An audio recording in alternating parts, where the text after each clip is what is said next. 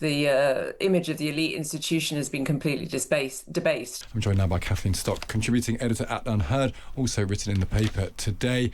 Kathleen, morning to you. Morning. What's the central lesson from this? I've got a couple of thoughts, but what do we take from this episode? We take that the values that I guess the general public think universities are supposed to be upholding are often not being upheld anymore because other values have crept in, mainly about brand improvement. Like, this wasn't done out of the goodness of anybody's hearts. The people that employed Arday looked past all the obvious flaws in his work and in his story because they thought there was something in it for them. But in the process, the image of the elite institution has been completely debased. So that's what I take. So really, because they had too few black... Let's try and call this what we're saying here. They had too few black people in senior roles in the university. They were very keen to get black people in, and therefore getting this guy in as a black person was the priority, irrespective of what they could have analysed in the quality of his work.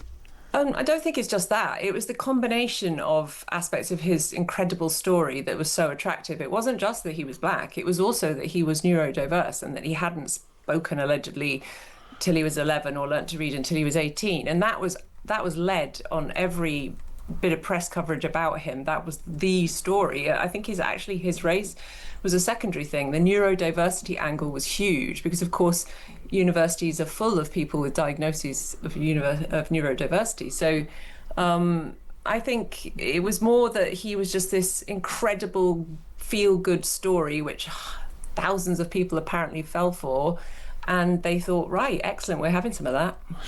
And is this an issue in academia? Is it? I mean, is this sort of 5 years ago? This was a time when BLM was going on as well. This idea that academia needs to show that, for want of a better word, it was able to crook the need to woke philosophy. Is he a product of that time, do you think? Yes, although actually he'd already started his meteoric rise before George Floyd, which is when everything went absolutely crazy, in my recollection, in British universities. But he was on his way, and I think there's a lot of focus on Cambridge, but there should be equal focus on Glasgow, who made him a professor there on the basis of, what? Nothing. I mean, if anyone had read any of his articles, they'd have realised immediately that this was not someone who should be in a university at all, really. So... But yes, he'd be good on social media, he'd be good on prospectuses, he'd be good for clicks. Was that really what supposedly an august organisation, or multiple organisations, had their heads turned by? Yes, and they have that because it's a very competitive landscape. People are vying for students, for media attention, for press coverage, and I'm sure it looked like a no-brainer. But that is what they were doing, and the fact that they lauded him as an intellectual star in the process is what's so hilarious about it, really. The former master of Selwyn College, Roger Moses, in the Times today, quoting Cambridge statistics. I'm interested in one angle to this, because I know you said this is not just about race, and in fact race is a secondary consideration, but 35% of new undergraduates in Cambridge come from ethnic minorities. 66% of UK medical students are non-white. Bearing in mind that the country is, 15% non-white, that's a big disproportionate intake. What are we to make of that? Well, I don't know the details of those particular cases, but I can guess what we are to make of that is international fees.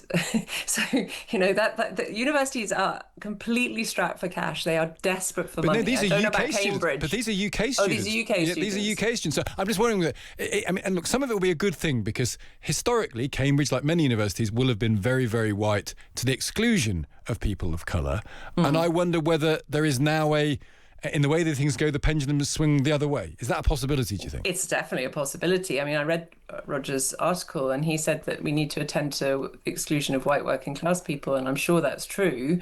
Yes, there's definitely a possibility. The pendulum just always swings too wildly, and particularly in sectors full of, unworldly, autistic academics, frankly, who really don't understand values very widely, and are very narrow, rational people who just think, right, okay, and they just go too far. They always go too far. Yeah. Before you go, you have written in the Times today, it's a really interesting column. I knew nothing about this, Kathleen. Young women using walking sticks to be trendy and accepted even when they don't need them. Well, that's a bit of a paraphrase. I mean, It was a long and thoughtful column that I've just produced, but there you go. That's my job. Yeah, I mean, there's a trend. It's not a huge trend, but I think it's a significant one of young women that you wouldn't expect walking around with walking sticks or other mobility aids. There's a huge TikTok set of stories around that, how to match your cane to your outfit and all the rest of it. And I just think we should dig a bit deeper into this. It's not ableism to ask why what should be, by all statistics, healthy, able-bodied women are now relying on sticks, and it's usually some vague diagnosis like POTS or chronic fatigue, which it's quite easy to self-identify as having those things. So I think we need to have more of a conversation about that, given the simultaneous conversation about NEETs, people not in education and employment, PIP payments, all that. Join it all up. Yeah, self-identification is one of those phrases that never used to exist and now does, and has all sorts of consequences. Kathleen, fascinating as ever. Good to speak to you. Cheers. That's Kathleen Stock there, and she's written in the Times today.